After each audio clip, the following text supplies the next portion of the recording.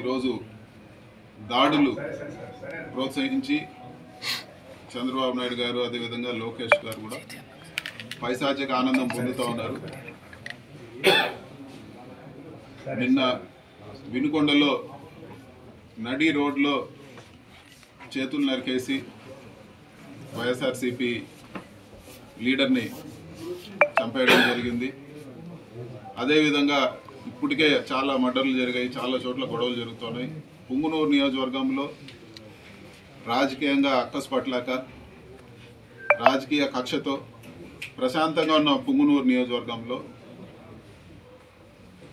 కార్యకర్తల ఇల్లులు నేలమట్టం చేశారు, ఆస్తులు ధ్వంసం చేశారు, ప్రభుత్వ ఆస్తులు డ్యామేజ్ చేశారు, ఎంతమందినో గాయపరిచారు. అదేవిధంగా ఒక ప్రజాప్రతినిధిగా ఎంపీగా ఇక్కడ ప్రశాంతమైన పుంగనూరులో ఈరోజు ప్రజల దగ్గరకు వస్తే కావాలని అడ్డుకొని కావాలనే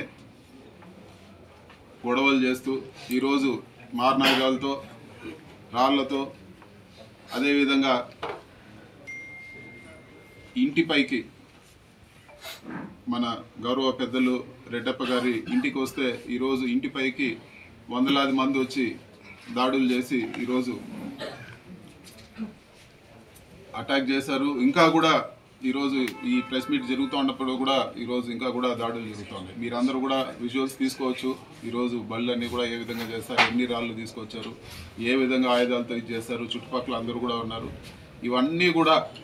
ఇవన్నీ కూడా చంద్రబాబు లోకేష్ ప్రోద్బలంతోనే ఇవన్నీ కూడా జరుగుతున్నాయని చెప్పి కూడా నేను తెలియజేస్తా ఉన్నాను.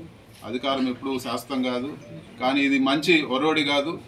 ఈరోజు సగం మంది వచ్చిన తెలుగుదేశం నాయకుల్లో సగం మంది ఇది వరకు పనులు చేసుకున్న వాళ్ళే, ఇది వరకు వచ్చి సహాయాలు పొందిన వాళ్ళే.